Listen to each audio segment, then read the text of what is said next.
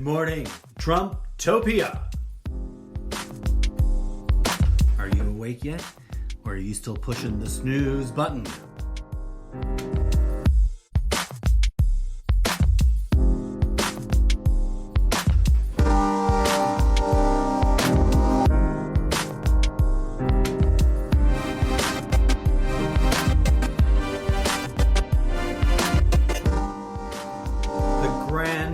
Between red versus blue has finally come to a projected conclusion.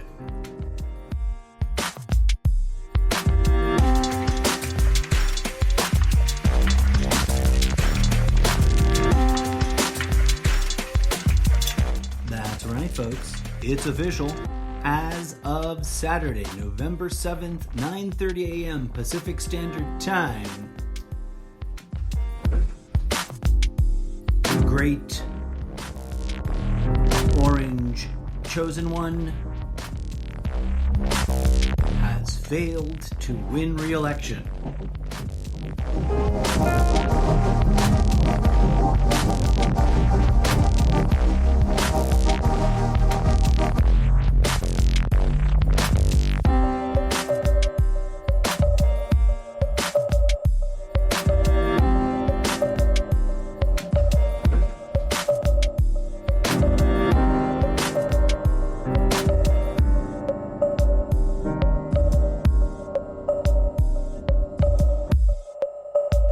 Hello and namaste. Welcome to Good Morning Trumptopia, a special segment of the Almost Daily Zencast, a radio talk show styled podcast and audio blog narrated by yours truly, the incorrigible Mr. Zeppo. Breaking news as of like 20 minutes ago, because I didn't rush on the air real quick. And I probably didn't prepare properly. But as of like half an hour ago, maybe a little more, maybe a little less, the big three all agreed that the numbers were in enough, finally, that their election monitoring decision desks is what they call it. You know, like you've got your metropolitan desk and your human interest desk. Every major news outlet has a electoral desk. And those desks, I think it was MSNBC first, although generally they all tend to follow the Associated Press. And we can discuss the Associated Press and whether or not it is truly as independent as some might hope it would be another day. But the news is out. Joe Biden and Kamala Harris are now the officially projected winners of the 2020 presidential election. Now, I should make the following statement for clarity. Multiple news outlets have announced, as of early this morning, well, relatively early. If you're on East Coast time, it's kind of late in the day already. But they've announced that their desks are calling the election for Biden as a projection. Now, this is what they always do. There's nothing suspicious about this. I'm sure Trump is already peddling all kinds of complaints and conspiracy theory style unsubstantiated claims. But this process, however prolonged it has been, is actually, in my humble opinion, kind of perfectly normal, except for the applaudable fact that it's pretty huge turnout and an evolutionary development in sort of what is standard procedure. But we'll talk about that in a bit. The for clarity part, I want people to understand I want anyone listening to the show, and thank you, dear listener, for listening to this show. Just in case you weren't aware, I mean, I'm not trying to judge anybody. I don't assume you don't know. I just put it out there in case you don't know. That the actual election count is not over yet. There are still some stubborn percentages of ballots that need to be sorted through, verified, and counted, and all that. The actual official count will not be done probably until next week, due to some pretty normal technicalities, such as military personnel all having to, that are stationed abroad, having to vote absentee and mail it in, and having an extra long lag time. They're properly date stamped for the election day. But some people are putting it in the mail the day of. Excuse me. And anyways, so the official count will not be done probably until next week, especially some of these states that have been pretty slow in delivering counts. They've got some special things that they can't do for another couple days. And then, and only then, will the actual election be actually done, fully counted, and certified. There are some hangups. For example, Georgia is already making noise about a probable automatic recount because the margin is so thin. And that is also perfectly normal. Originally, in the first moments of this breaking news, Fox was disagreeing, despite the fact that they have been quite curiously more aggressive in their projections. I haven't nerded out and looked into the details. I presume it is that they more fully projected a win in Biden's favor of one of the states that were up in the air, that the other news outlets chose not to, because they always had Biden up a few points. I failed to write it down. The last thing I saw was the final count. I believe that CNN, MSNBC et al., and most everybody else in that general side of the spectrum, have Biden at 273, and that Fox News has him 11 points higher. Something like that. Don't try to quote me on that because I don't quite remember. But I know that for a fact, Fox News has consistently, for the last several days, had Biden ahead a few electoral college points. And people are asking, is it too soon to celebrate? I mean, if you want to be super cautious, yes. But if you're already out in the streets, dancing to your favorite jams, cranking out of your little backpack speaker, and waving, some favorite banner of yours, by all means, celebrate. Projections generally tend to pan out. And some people cite that fact, that once we get a decent projection and there's consensus from multiple media outlets and the electoral boards themselves, put a pin in that. The actual election officials is something I want to talk about. Once a projected win is called out publicly, and there aren't any weird hiccups in the recounts, there aren't any weird twists and turns in the story once you get to the Electoral College. Keep your fingers crossed on that one particularly, because it's the most at-risk year for such maneuvers. As legal as they are, they will be annoying AF. And there should be some discussion about reform there. So everyone keep an eye on that space. The Electoral College meeting and casting its official state Electoral College votes,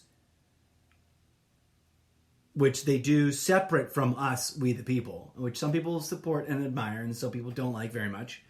I'm sort of in the middle. I think it ought to be reformed, and some questionable issues about it should be clarified.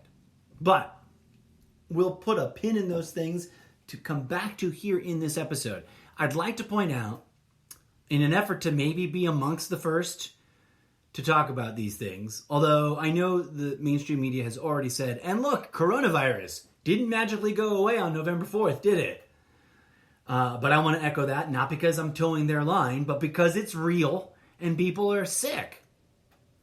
For anyone who's wondering, I am not a live in fear of COVID sheeple. I've been accused of that, but that is incorrect. I am also not an anti-masker, anti-vaxxer COVID denier. Some people who've only heard me say or seen me write one portion of my opinion may have mistaken me for one of those as well. I am officially neither. Like with the duopoly of left versus right, I thread a sort of middle path anchored in a sort of Zen Buddhist organic reality of the universe is alive, not a static place kind of worldview. So the next big issue, which I'm sure is already all the buzz out there on the interwebs, and which we may or may not need to see any in-depth coverage on like the mainstream media, is this elephant in the room of civil war.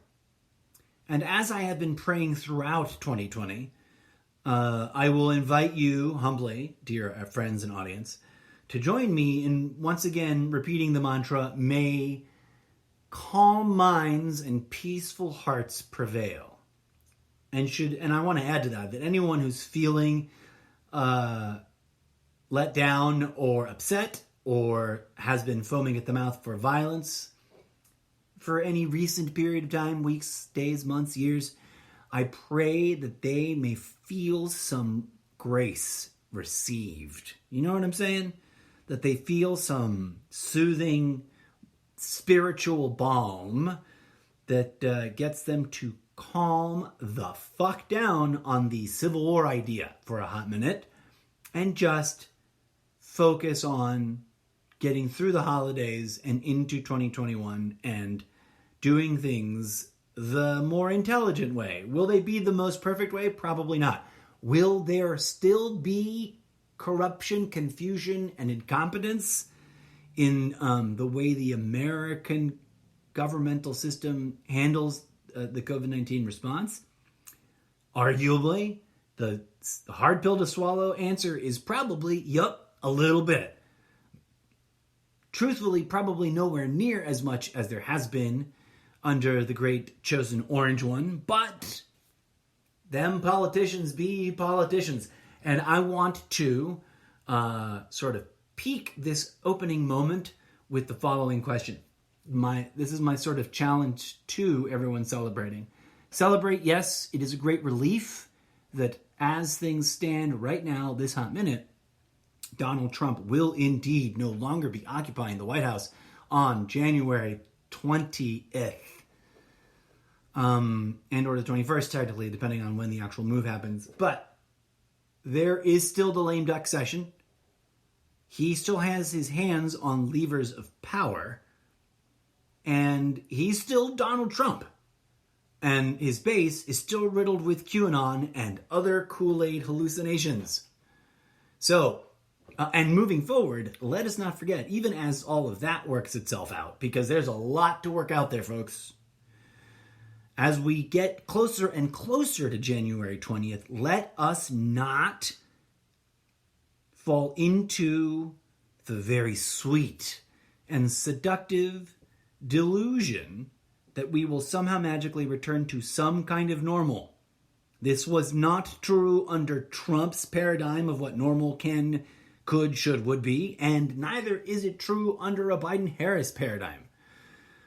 Because long before Donald Trump announced he was going to enter politics, our society was toxic AF, dropping way too many bombs on people in other countries, and generally stumbling through a clusterfuck of not living up to its own ideals.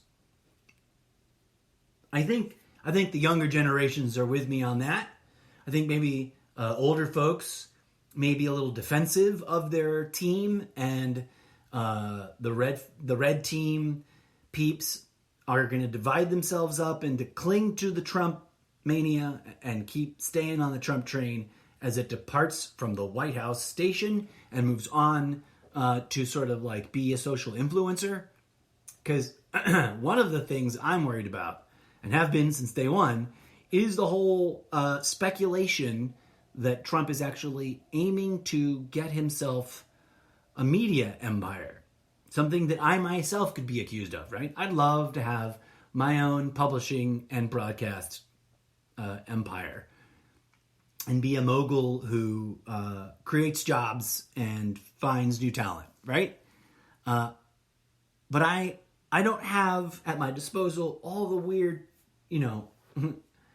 entitlements and or corrupt levers that Trump has had. But I digress.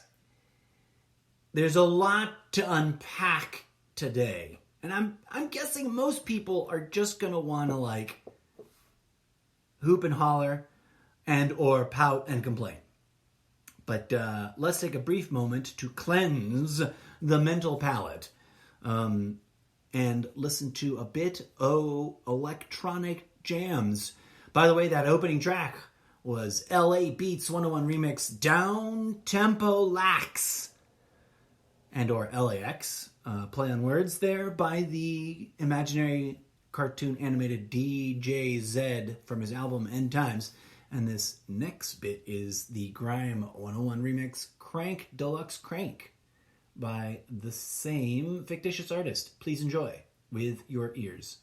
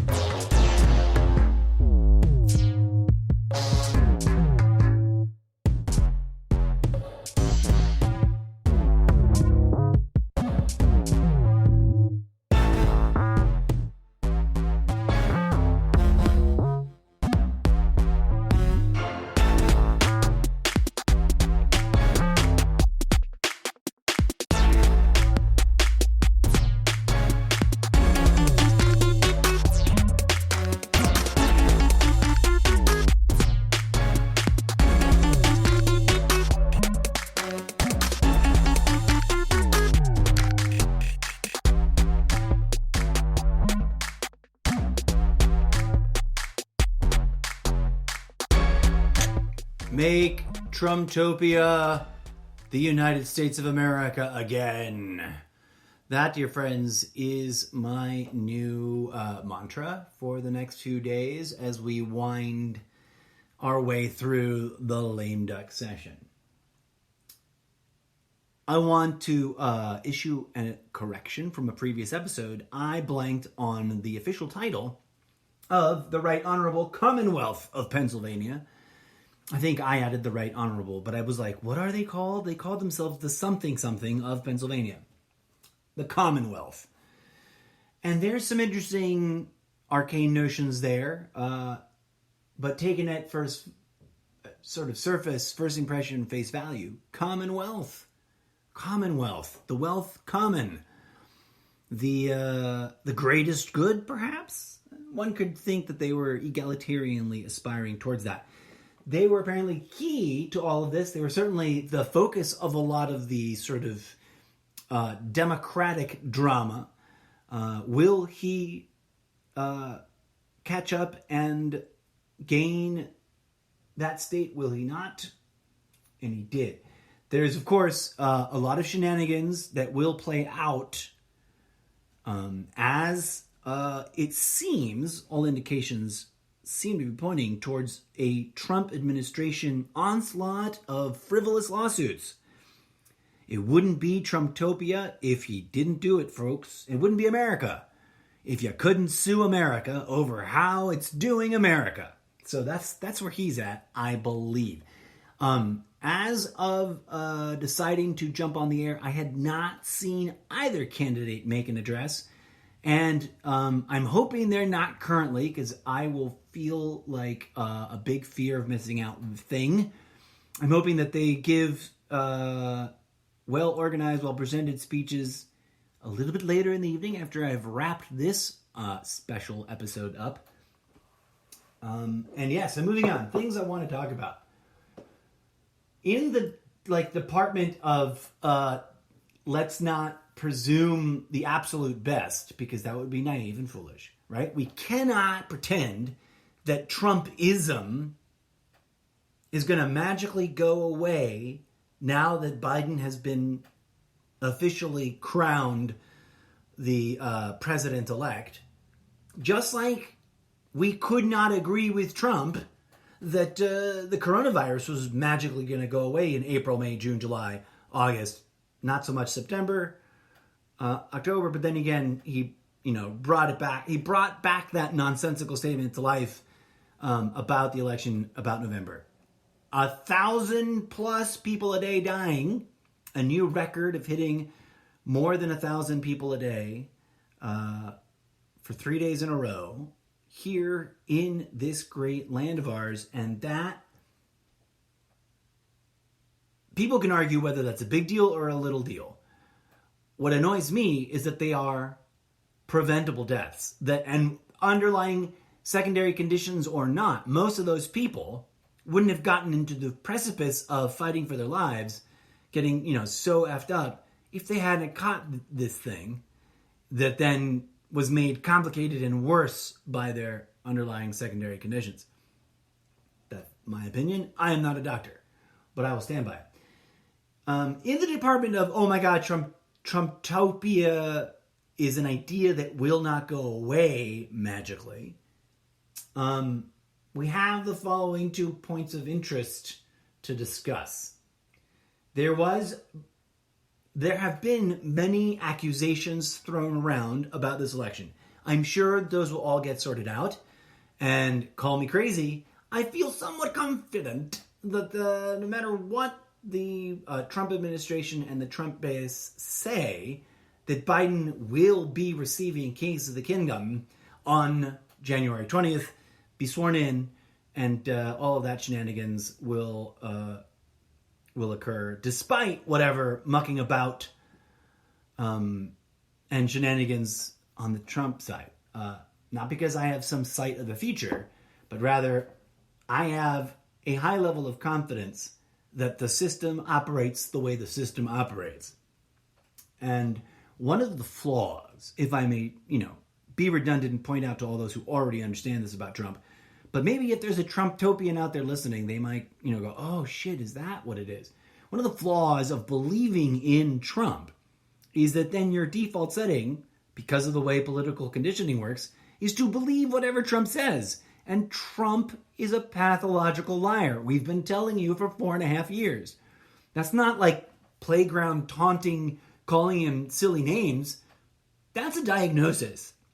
And while I'm not a doctor and I'm not clinically certified to make that diagnosis, I have heard plenty of doctors make that diagnosis on the air saying, well, just by the sheer volume of day-to-day fibs, exaggerations, misstatements, and flat-out fabricated lies, it is the only logical conclusion. You don't need to be a doctor to know when you have a pathological liar in your house or in your sphere of friends and, important people in your life, right? Well, I don't need to know that there's a pathological liar in the White House when there's a pathological liar in the White House. I don't need a doctor degree to know that.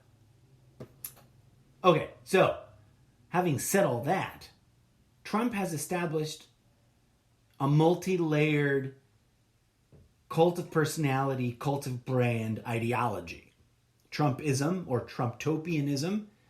And one of the scarier segments of that demographic is the QAnon believer. Now, two things that are really worth pointing out. While there was a cornucopia of crazy things flung around like spaghetti at a wall to see what would stick, two of the more interesting ones that were quickly debunked and explained as nonsense are the following. And they are both attributable to QAnon individuals who self-proclaim themselves QAnon. Now, I wasn't there. I'm getting this from the news. I saw a news segment about this. Do I remember which news? No. Was it Fox News? Probably not. Will they ever talk about this on Fox News? Who knows? But I'm not making this up. No one is paying me to say this. And I don't know any more than this. But I do know that the following two stories are apparently true. Don't sue me. There was, and they both come out of Maricopa County, where apparently making up conspiracy theories on the spot is a hot new trend and or hobby for people. But out of Maricopa County, there was a mystery ballots from California conspiracy claiming that witnesses saw mysterious vans bringing in ballots from California, apparently, that no one could comprehend, like what, and they all look mysterious and look suspicious and blah, blah, blah. According to one reporter that spoke to many eyewitnesses at the very location where this conspiracy theory originated, this theory was actually based on and caused by vigilante right-wing protesters, one of which was self-proclaimed QAnon believer that, quote, spotted, close quote, for irony, a Fox News van. And that just kills me. That apparently was maybe a rented van. I don't know. Maybe it was a van with very low-key logoing. I don't know. Maybe it was a borrowed van. Maybe it was just a big, generic, scary, creepy van. But it was a Fox News crew, and they were unloading news gear to do a live shot. Captain Picard is facepalming Trumptopia. Facepalm, Trumptopia, facepalm. Okay, the other story that I came across was there's a lot of talk of fraud and a lot of talk of criminal activity. Very few arrests. And when I looked up the word arrests and election, this was the top article I found. Go search for yourself, see if there's others. Maybe there's slightly more than very little questionable activity. And let me make this really clear. I am not an absolutist.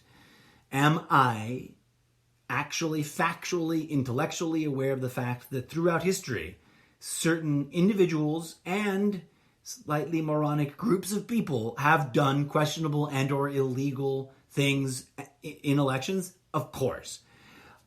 Are there some examples of questionable and or fraudulent ballots in this election? Probably so. Do they reach into the millions? No, I really, really doubt it. At a national level, there might be 1,000 or two ballots that will be eliminated from the count. Maybe more, maybe less, but I hardly doubt that it reaches the multiple hundreds of thousands, never mind the millions of ballots, right? Like Donald Trump's claim, as far as I'm concerned, in my humble opinion, Donald Trump's claim from 2016 that 300 million vote margin that Hillary Clinton won in the popular election count was all illegal aliens is pure fabricated nonsense. Because I don't know about you, but I'm a person who's not allowed to vote in this country. And I've never tried because I'm fairly confident that I'll get sussed out and go to jail. and probably get deported. So understanding my like cousins in the immigrant community, because I am myself an immigrant, I just got my green card. Don't you fucking hold that against me. When my show goes viral and I'm making a happy couple of millions of dollars a year for y'all listening so much, I'll gladly plunk down the extortion money. I mean entrance fee for joining the American Voting Club. Because that's all that's separating me from an American voter, right? But I digress. I know what my Latino brothers and sisters think and how they behave, generally speaking. And lo and behold, I know me a few in real life that may or may not be here legally. And trust me. Oh God, that was annoying. Sorry. That was my alarm clock for just in case I was super exhausted from not being able to sleep early last night. And I forgot to turn it off for going live with the show. But there you go. What was I saying? Oh, yeah. The claim from last election, about 3 million illegal immigrants voting for Clinton, giving her the margin that she won the popular vote by, bullshit. Sorry if that piqued your volume level there, but it's nonsense. And so, to the best of my understanding, while some of the claims made are plausible, none of the legal action that he's taken so far is being taken very seriously by other lawyers because, to use their words, they all lack merit. Now, do I have a law degree? No. But it is quite interesting. And to get back to my article here that I came across, this has been reported widely. You can find it yourself. I could be wrong in that these are the only arrests that occurred. I'm not saying that. But the only arrests that I saw reported on regarding activities during this prolonged election day of many days was that a pair of QAnon activists armed with military-grade weapons crossed state lines carrying fake ballots, which they never got anywhere, okay? So, things that make you go, Is there corruption? Yes, of course. It's almost impossible to say no to that question about anything in this world. Education, is there corruption? Yeah, of course there is. Government, is there corruption? Obviously. Healthcare, is there corruption? Duh. But is it absolute? No. I really doubt it. Is there a mishmash of nonsense going on? Of course. And one of the ultimate, ironies with being a Trump believer is that if you believe him, then you are being prompted to do questionable things. You're being prompted by his madness to take action in a way that may get you into trouble. He routinely, throughout his presidency, has fomented violence, has, as subtly as a bright orange-faced man can, insinuated and goaded people into taking action. Has it worked? No. But have people done it? Yes. Are some portion of his base actively armed and loaded and fomenting in the brain for some sort of civil war too? Is that going to take a long time to negotiate and heal? I'm afraid so, friends. But my point is, let us not drop our guard in that regard. Sorry for the weird phrasing there. But Trump has invested a lot of time and energy into his base. And while he's also treated them like crap and trolled them, and mocked them and ridiculed them to their faces and put them in the line of danger, exposing them, to super spreader events during this whole election cycle, which hopefully, maybe it'll finally all seep in between now and, third quarter of next year, and they'll realize that indeed one of the most egregious things that Trump has done during his time in power and office is troll and use his base, play his base, and encourage them to act as super spreader events, endangering their own lives and the lives of people around them. Is the left guilty of ever so gently, ever so seductively exaggerating and dealing in, fear-mongering? But of course, dear friends, for any critique of one side is not automatically a defense of the other. But I digress. There is a great wave of relief washing across the blue half of this country. And in indulging that relief, because it has been a stressful 4 years and a very stressful 2020 and a very stressful election cycle and a very stressful election month and a very stressful election weekend, let us not, all of us who were opposed to Trump, whether or not we're Democrats or independents pairing up with the Democrats or else or some other thing, which is, what I am, let us please unite in doing the following: calming our minds and filling our hearts with peace. Let's not goad and lord things over the right. Let's not resort to name calling. Let's not be seduced by the anti-Trump seductive ego trap of celebrating with agitation and, saber rattling and risky behavior that may lead us down the slippery slope rabbit hole of asking for it, as it were.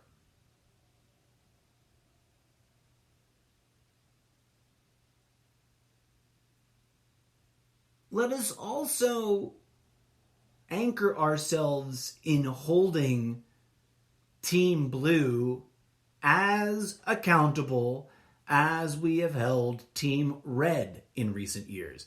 Team Red's violations, to use sport lingo, have been more egregious, more over the top, and yes, quite frankly, a little more obvious. But Team Blue is not free of its corruption. It is not guiltless of its own closet full of sins, and it is not, completely saintly, righteous in any way, any more than the Team Red ever was.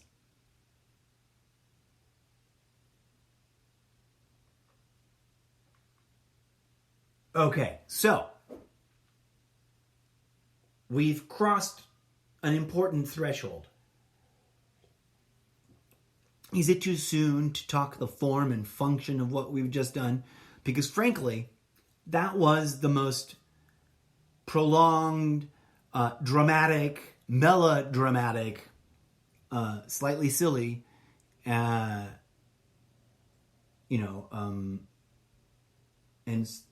bordering on convoluted election of a lifetime.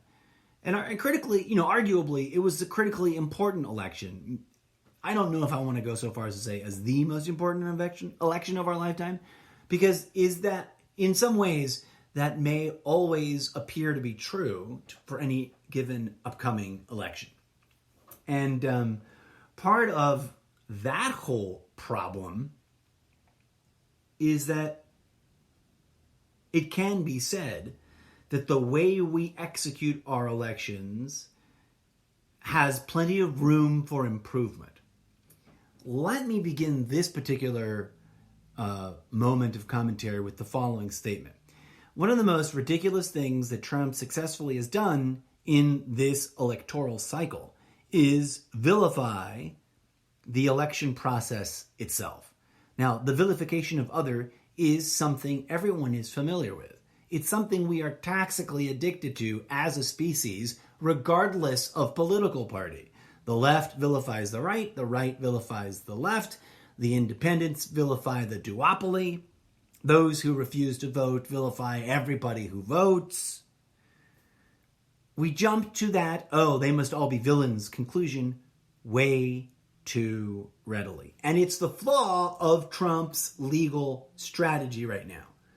There is some dimly lit hope amongst Team Trumptopia that somehow, especially because of the Supreme Court packing process, Trump will be able to rectify this injustice of the election being apparently in favor of Biden and not himself.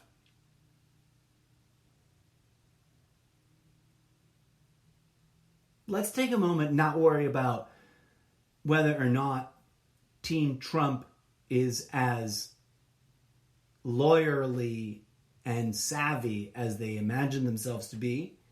And let's talk about this hyper-vilification of the election process. Who is processing our vote?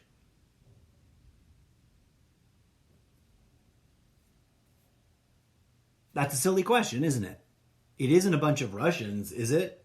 Right? And that's the sort of attitude that Trump team, the Trumptopian base had about the whole Russian collusion thing. Of course there wasn't a bunch of Russian agents in election offices or processing centers. That's ridiculous. At least I hope it is, right? I hope that is not a reality in our universe. Ooh, 10-10. So who's processing this stuff? Your fellow American citizens and fellow voters in a bipartisan, nonpartisan way. It is this fact that we hinge the whole plausibility of the idea of free and fair elections. The fact that it is American citizens volunteering and or working as election officials on a bipartisan basis.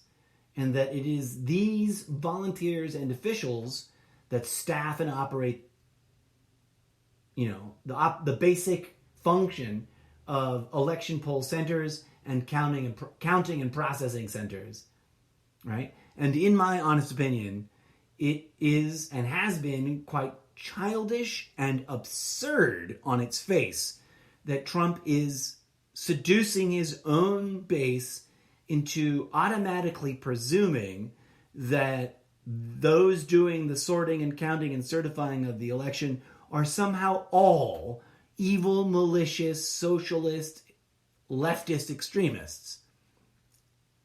There's just not that many of those crazy socialist, leftist extremists to go around. I mean, if there are, then wow, I'm scared.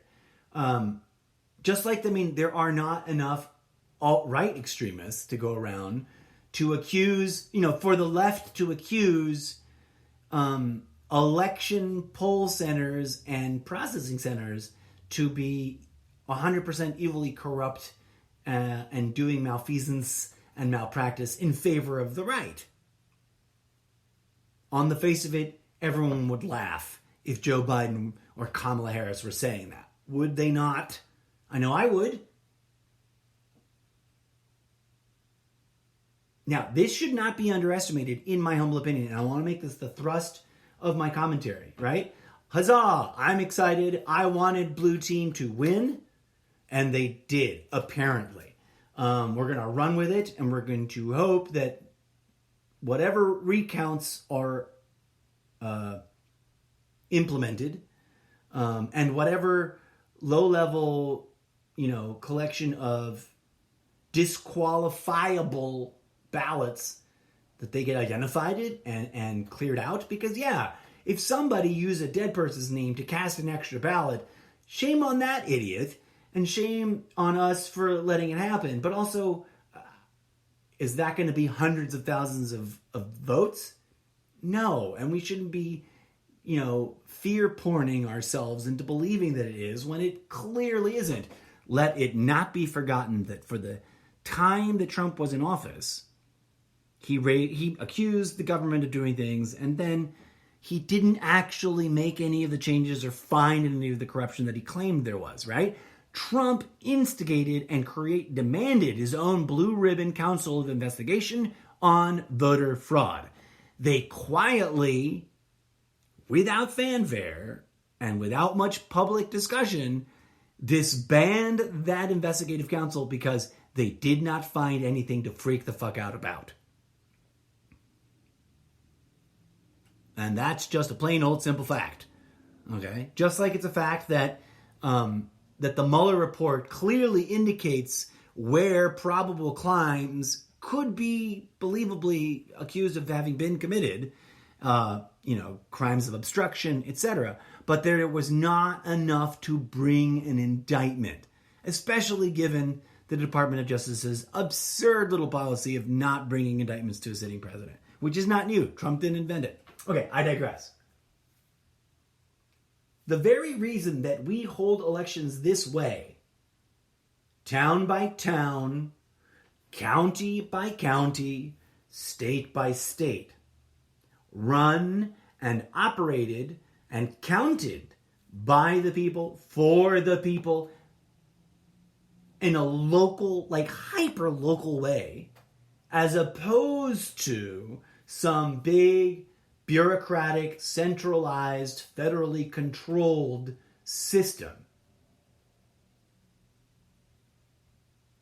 That is what we anchor our entire agreement on, our social contract, that we believe we have fair and free elections. Now, we could get into the very exciting topic, debate area, geography of, are these elections as real as we pretend or hope they are? That's a discussion for another day, my dear friends. Because A, I've rambled long enough, my throat's a little raspy, and I don't want to blow it out again. And it's a huge topic unto itself. Something I've already opined about, and I've got my own opinions on. So if you're curious, jump around the podcast series. You'll pick up plenty of puzzle pieces as to how I think the system operates. But I digress. I'm not a statist, but I also don't hate the United States of America, right? That's ridiculous. The United States of America is supposed to be kind of a little anti-statist. That is why we are a federalist republic of independent 50 states run by the people, of the people, for the people. Supposedly. It is a social construct that either we take seriously, and by taking seriously, I don't mean believe in with blind faith. Blind faith is not the delightful, lovely thing that organized religion might have you believe it to be. But that's a whole nother discussion for another day.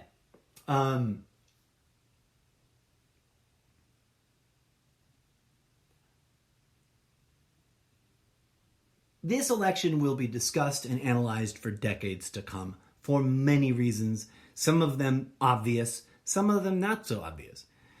But I want to be at the forefront of the discussion of how we can reform electoral procedures at large, independent of the specifics. Ooh, wow, didn't get either of those two right. Independent of any of the nuanced specifics of this Trumptopian election of 2020.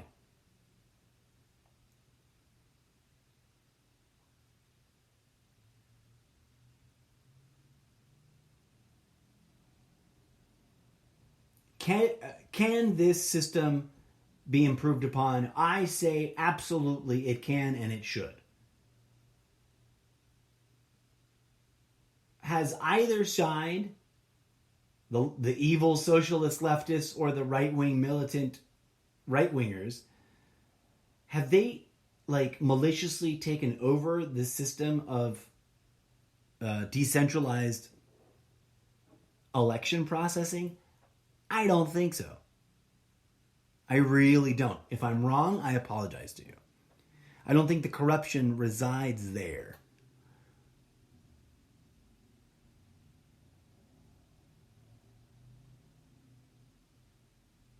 setting aside the problem that right now half of the American population that is eligible to vote is clinging to a blind faith belief in the mad ravings of a proven pathological liar, which we cannot ignore and we cannot forget and we cannot pretend will magically just solve itself as a problem. We also can't obsess about it right this hot second. Setting that aside, I believe that our imperfect system must always be held to account. We must always proverbially hold the government's feet to the fire, even when it's Team Blue and they're doing lovely things on the surface that we support and agree with, for all kinds of reasons. And I kind of spent some time I called it a mini dissertation. I wrote some thoughts down, and this is by no means any kind of final draft. But I wrote some thoughts down about how we might revamp, reform, and reconstitute Election Day at a national and state level. I think that perhaps if we explored reforming the system, the whole system might intrinsically work better and achieve more objectives that are actually beneficial to the greatest good, the commonwealth of, and I don't mean that in the technical sense the way states call themselves commonwealth, but the common space, wealth of all who live in America.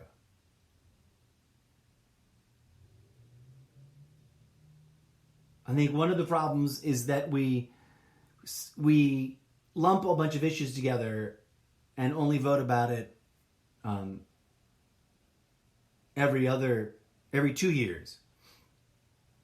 And on presidential election years, those issues that get stuck onto the ballot, the down ballot issues as they are called, get a little less attention, in my opinion. Where they could, they get all swept under the rug. Like how many voters just vote down the party line? And they go, I support this person for president. That's the party that I've traditionally voted for, or the party I'm voting for currently. And I'm just going to vote blue all the way, or red all the way down the ticket, right? That's not ideal, folks.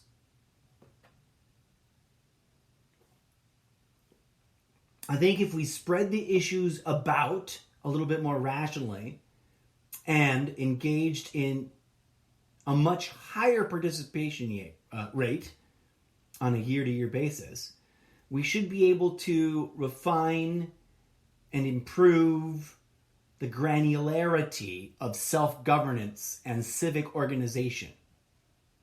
We can, I think, achieve a more perfect union, as it were, in the act of governance and civic activity by the people, of the people, for the people. And, by the way, we can probably do this with much less big money, dark money intervention. Because that's a whole... I can ramble for days about that issue.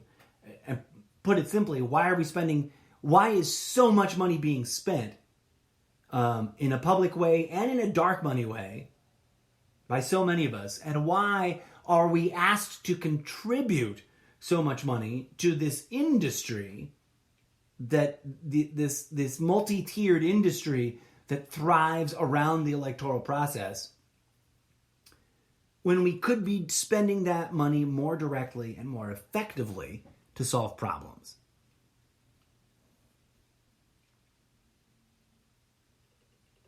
Term limits is an issue we could also get really into the weeds about. And the overall issue of corruption in politics and how to implement checks and balances in such a way that they don't become meaningless. Okay, so I really want to ramble about this, but I've been talking for way too long already. And it was supposed to be the bulk of this particular episode, but maybe I'll cliffhanger it for a future segment. But I really just want to leave you with this thought. I really want to endorse this, the following notions. Let's all take a big breath of relief. Let's remember to broadcast forgiveness and healing energy at everyone that stood in opposition or in support of Donald Trump. Stood in opposition to the Democrats winning or in support of Donald Trump, right? Because even under imperfect conditions, we must be able to see past the tribalism, the us versus them conditioning, and the party identity politics, and reconnect with each other as fellow human beings first. Because ultimately, that's like primary and the most important. And we must move forward together in the spirit of actually solving problems, not just fighting about them.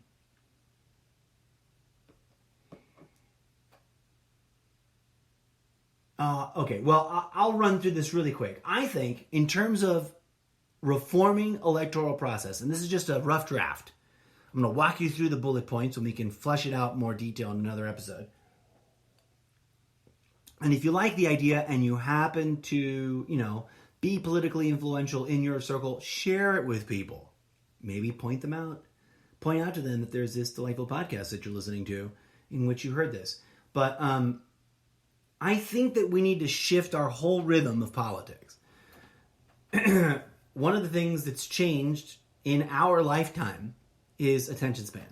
The MTV generation was called out for having a remarkably shorter attention span than any generation before them.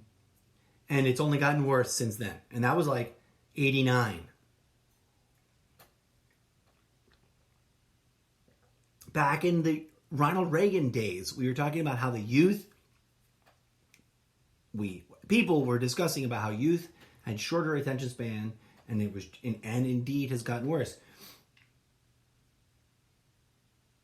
First off, we need to address the Schrodinger's voting box paradox. We need to address the issue of concern that many people rightfully bring to the table, which is, if your politicians are so corrupt, your elections begin to become meaningless. We need to just tackle that head on. And we need to prevent, block, and remove all political capacity to make voting harder. If we're going to choose to believe in this more perfect union, this evolutionary process, isn't that the American dream? Then we have to address its flaws, its dysfunctions, and its sins. We have to make election cycles and election days fun. We have to make them the opposite of a burden on people. And I've got actually concrete ideas about how we can do it. First things first. Instead of one election day, like, why is it November 3rd? It's a weird day. Why is it after Halloween? I think, and this is weird, but just hear me out on this. First, we move election day, and some people think this is sacrosanct, but I believe we invented this system. We can change it. Instead of burning it to the ground the way some people want, which I think is an absurdly ridiculous idea, because look at the 5,000 years worth of burning everything to the ground, and that's what got us here. I think we can approach things with reform and transform and healing as our toolbox. Okay, you make election day a holiday. You make it the first holiday of the back nine of the year. Because the last half of the year, the last chunk of the year is holiday season, right? And we all look forward to the end of summer and the onset of Halloween. So I say, make Election Day a 3-day holiday weekend for everybody. Paid. And I don't mean like, encumber the companies. The federal government sends you a stimulus check because you're a citizen and you can vote and you have a 3-day holiday. I know, and that sounds like a little bit like bribing, but there's ways to prevent it from qualifying as that. Because it isn't about political party. And I like Andrew Yang's idea to kind of jam it in here, and it just sort of came to me, of like election dollars. And where you can, like, instead of spending millions of our own dollars, which could be going towards feeding ourselves and or feeding those who are hungry and cannot feed themselves, etc., etc., etc., we can create like its own virtual currency. I'm not super in favor of virtual currency, but gimmicky things like this make sense and are fun. A virtual currency that we use to fund electoral politics. So that's what we get paid in. And the only thing it get used in is supporting political causes, political elections, etc., right? And we cut out the profiteering that is associated with all the advertising and all the ancillary junk that comes with politics. And I think, some people won't like this, some people may foolishly accuse me of being unpatriotic here, but I think what I'm about to say is the most patriotic thing you can say.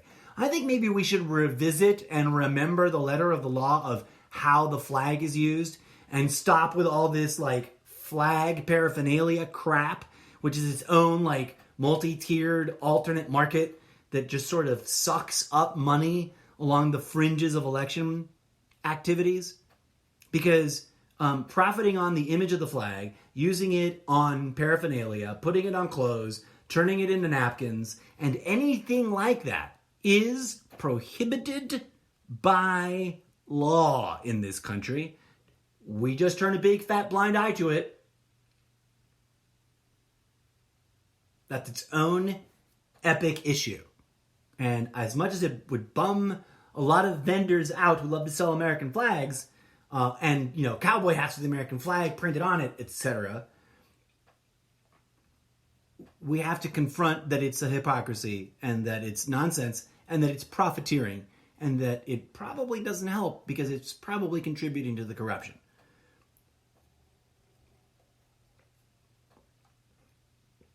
We move it, the holiday, right? Holiday is a 3-day weekend. We move it to the 3rd weekend of September, and we make it the new national patriotic first holiday of the holiday season. It ends summer, and it is the first holiday of the fall/winter season, and really kicks things off.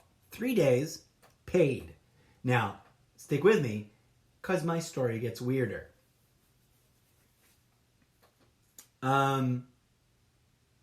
We vote for the president every 4 years. I think we should modify a few things in that 4-year cycle and make it more like a 6-year cycle. But hear me out. Oh, and I don't know if I added that last bit. Year 0 of this new cycle would be just a holiday. There's no elections. You just get your election money bonus, which you tuck away so that you can contribute to political causes. Oh, and politicians. One of the things I want to introduce to like the whole idea is like politicians should do more charitable work using their own money and the money that they raise, instead of spending it on dumb things that don't help people. And we can figure out those details later. So year 0 is a party year because Americans love to party, and that's fine. So no elections. Everyone gets to enjoy the 3-day federally paid weekend holiday on the 3rd weekend of September. It officially ends summer and kicks off. I already said that. Okay. Year 1 of the new proposed cycle. that 3-day weekend would be the weekend where we focus on the the new election process for state level elected officials, state policy issues, and state community social concerns / reforms. Just state stuff. Okay? Year 2 would focus on those same sort of things at the city and county level. Year 3 would be at the federal level, excluding the offices of president, vice president, and maybe like a few select offices of the cabinet. Instead of being appointed by the president, they should be elected, I think, because political appointees are where the problem sits, I believe. Right? So year 3 at the federal level, that's when we vote Congress out. Their term should be limited to the cycle, and they got to prove their worth. Also included in my reform is they got to pay themselves less, because $120,000, $130,000 a year categorically makes them affluent and well off, better than the vast majority of people in this country. There's a 5th year, which I don't have on this list, but I thought about at some point, and I remember it very clearly, which is sort of like a special referendum year. So throughout the year 0, 1, 2, 3, and 4, technically 1, 2, 3, 4, 5, that would be a 6-year cycle. So year 5, which would be the 6th year, because I called the first year 0. I guess we can make year 0 year 1, but it doesn't matter. That's just to indicate that nothing happens that year. Year 5 is the year that we bring in like national referendums. If there's no referendum, if there's no big issue that has gained enough momentum to be its own special election, like remember when we decided whether or not gay people could get married? That sort of issue that is bigger than any one given party and shouldn't be turned into a tribalized us versus them party politics thing. It should just be something the American people decide on. Do we want to go to Mars? We shouldn't just let that be a patchwork of nonsense that the presidents push. That should be something that we're like, hey, we want to restructure NASA. Let's make that a referendum for year 5. Boom. We're restructuring NASA, bringing in new funding, making it better, leaner, tighter, make sure it's not riddled with corruption, etc. Those kinds of moves, those kinds of decisions. And it's open-ended, so there's no like predetermined thing. There's just that year we have inside any given year, right? Year 0, nothing, but like either year 5, 4, 3, 2, or 1, we you know how we have like an election cycle and it sort of bridges multiple years now, and like fuck that noise. In February, after Valentine's Day, we start the public discourse about what we're going to vote for in September. And you have from February, March, April, May, June, July, August, September. That's 5, 6, 7, 8 months. I guess we can just bump back to January and call it 9 months, because 9 months is a magical number. Life comes to fruition and is born in 9 months. I like that. Okay. So the first 9 months of the year, on any of the active political years, you do the groundwork, the grassroots work, and you rally your bases and you bring out the vote, so that September, the third weekend of September, September 1st, you open early voting and you vote from September 1st to the third weekend of September. And the third weekend of September is a 3-day holiday, so that you can vote in person if you just prefer to vote in person. And the early voting should be like drop off, mail in, or in person on Saturdays, right? But open, for drop offs and mail in the whole 30 days, the whole whatever days up until the third weekend. I think that would streamline everything. It would help us with our political ADHD, and it would help disentangle this whole attachment that we have, and give the people more power, more voice, more granular control, and more of an ability to execute our mandate. And I say our inclusively, even though I'm not allowed to vote, because I aspire to making it big, getting the money required. Because I have lived this paycheck to paycheck, broke ass, aspiring artist life that any given year that I've thought about paying the entrance fee, I'm like, I can probably scrape it together, but man, that's going to make the rest of the year a pain in the ass, right? And a lot of people live on that edge. And it's crazy. But I digress. That's not the main point. I thank you for tuning in, as always. I thank you for hearing me out on my, not very well organized, rough draft presentation of some ideas for electoral reform. But I think we got to start with doing something about Citizens United. Because no matter how you spin it from the right, its ultimate implications are a big problem, and part of why politics has gotten so extra wonky lately, in my humble opinion. But yeah, I think if we really took a hammer and chisel to the very form and function of how we run our elections, right?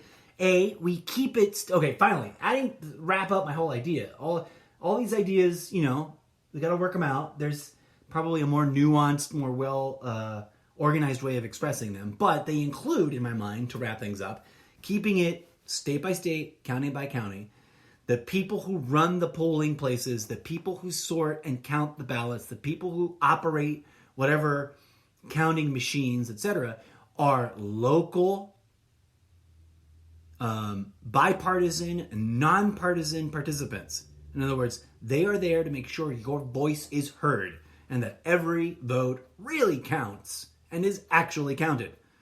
And it should always remain that way. And I really believe in that decentralized process. But I think also we should clarify some of the weird awkwardness of this state says Sharpies are bad, and that state says Sharpies are good, and that other state is making Sharpies mandatory, which is the birthplace of Sharpiegate. So it's not a real conspiracy. It's just the fact that different states had different rules. And there are people who are confused or unaware and not very well educated about how that state in particular, or their own states versus other states, etc. So we need to iron those rough spots out, friends. But I think you might, I don't know, hopefully you all agree, this interesting 6-year cycle with a holiday built in. So you don't have to go to your job and stress out about whether or not you'll be able to get to the drop-off place or to the polling place in time, and that there's no weirdness about it, and that it truly remains. One of the final things, right? I would like to believe. I'm a bit of a cynic, so I reserve. I'm definitely not guilty of blind faith belief in the system, right? But I would like to believe, as I was stating earlier, that this decentralized approach is one of its strong suits. One final addition I would like to add. I understand all the arguments about voter ID and voter security, both for and against, and how some measures are like voter suppression. Because, if you don't have an ID, you can't vote. That's a little bit oppressive, but also, why don't you have an ID? I think that we should settle those arguments and make them fair, and add the one thing I've seen from other elections, which makes a whole lot of sense. A simple, basic, low-budget, biometric, reliable way to personally identify the person casting the vote without it being a violation of their privacy. In other words, it's verifiable, but it doesn't overtly violate your privacy. And it's ingenious.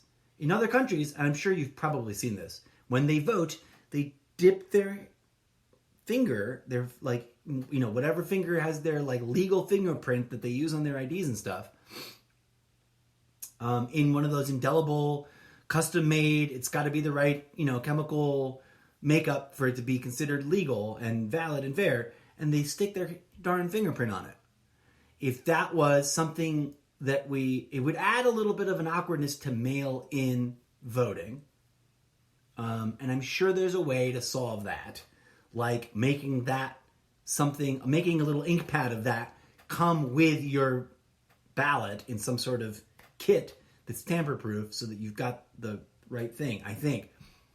Or requiring everyone to show up to drop off their ballot even if they filled it out at home, because then you've got to show up and you've got to present yourself and you've got to dip your finger in the thing and stick it. But I think if everyone had that opportunity, and then, you can't vote twice because your finger's blue for a month. But it's like voters love their I voted sticker. This is, just another level of that, but also adding security. All right, that's the end of my presentation, folks. Sorry for rambling so much. And to my vocal cords, I apologize for stressing you out today. And dear America, let's remember that this country was founded on the melting pot idea. Even though it was imperfect in its founding, it was founded on the idea that it would get better and better and better. And you don't have to be a bootlicking, blind faith statist to participate in the procedures of operating this country as a big, complex community. And I think that we can indeed work with the baby steps and the incremental growth of continuing to speak truth to power, even when it's the Democrats in office. Until next time, friends and family and fans and supporters, may peace, love, and grooviness blossom in your heart.